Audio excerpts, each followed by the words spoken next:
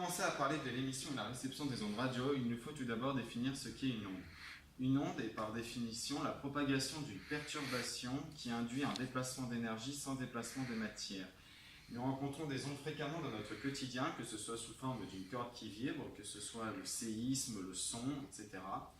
L'onde est définie par trois propriétés intrinsèques que sont l'amplitude, la phase et la fréquence.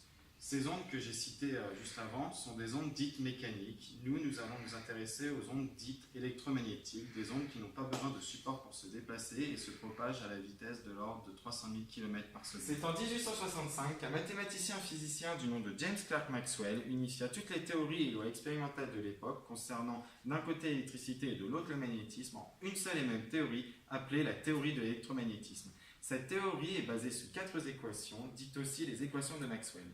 La première de ces équations nous dit que toute charge ponctuelle va induire un champ électrique E qui sera divergent ou convergent suivant le signe de la charge. La deuxième de ces équations nous dit que la divergence du champ magnétique B est nulle. En effet, il ne peut exister de monopôle magnétique puisque toutes les lignes de champ se replient sur elles-mêmes. La troisième de ces équations nous dit que la variation du champ magnétique B va induire un champ électrique E. Lorsque nous faisons translater un aimant dans une bobine, celle-ci va induire un courant. La quatrième de ces équations nous dit que la variation d'un champ électrique E va elle-même induire un champ magnétique B. Cette notion est très importante pour comprendre les ondes électromagnétiques et comment on peut les créer. Justement, nous allons voir comment peut-on créer une onde électromagnétique est définie par la variation d'un champ électrique et d'un champ magnétique, tous deux orthogonaux au sens de déplacement de l'onde.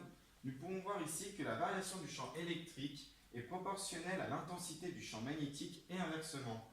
Une onde électromagnétique est aussi définie par sa longueur d'onde. La longueur d'onde correspond à la distance qu'il y a entre deux maxima d'une période. Pour étudier les ondes radio, nous allons étudier des longueurs d'onde de l'ordre du mètre. Nous allons voir donc comment peut-on créer une onde électromagnétique. C'est en 1888 que Hertz met en évidence l'existence des ondes radio, prouvant par la même occasion les équations de Maxwell qui jusqu'alors n'avaient pas été vérifiées. Je vais vous montrer le principe général de fonctionnement d'une antenne et comment on peut créer une onde électromagnétique. Nous alimentons une antenne émettrice par un courant alternatif. Ce courant aura pour but de faire osciller les électrons de la tige en métal de l'antenne. Cette oscillation des électrons va permettre une variation du champ électrique. Comme nous avons pu le voir précédemment dans les équations de Maxwell, une variation du champ électrique va induire un champ magnétique et le champ magnétique va induire un champ électrique. Ce phénomène va s'emballer, créant ainsi une onde électromagnétique. Cette onde électromagnétique va se propager dans toutes les directions de l'espace.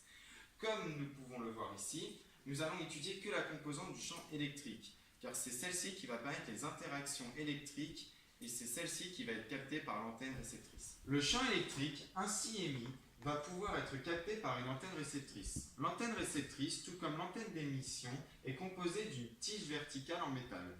Cette tige, dès lors qu'elle va capter le champ électrique, va permettre une oscillation de ces électrons. L'oscillation des électrons va induire un courant alternatif. Ce courant alternatif reçu sera exactement le même que celui d'émission, sauf qu'il sera atténué en fonction de la distance. Nous avons vérifié expérimentalement à l'aide d'antennes la nécessité de polariser le champ électrique lors d'une transmission radio.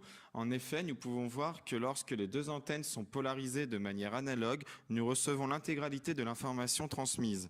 En revanche, lorsque l'une des deux antennes est décalée, nous perdons de l'information. Sur ce graphique, nous pouvons voir l'intensité du champ électrique reçu par rapport au décalage d'angle qu'il y a entre les deux antennes. En effet, nous pouvons voir que lorsque le décalage d'angle est nul, c'est-à-dire que les deux antennes sont polarisées de la même manière, l'intensité du champ électrique reçu est maximale. En revanche, lorsque les deux antennes sont décalées de pi sur 2, le champ électrique capté est nul. À l'aide du logiciel MATLAB, nous avons modélisé plusieurs propagations du champ électrique dans l'espace, polarisées de manière différente. Lors d'une transmission radio, la polarisation du champ électrique est rectiligne, comme nous pouvons le voir sur cette simulation. Un grand nombre de nos technologies actuelles qui fonctionnent grâce au phénomène électromagnétique. Nous voyons des antennes tout autour de nous sans comprendre comment elles fonctionnent. C'est pour en apprendre plus sur ces technologies aujourd'hui très communes que je me suis intéressé à ce sujet extrêmement passionnant qui sont à la base de toute communication sans fil actuelle.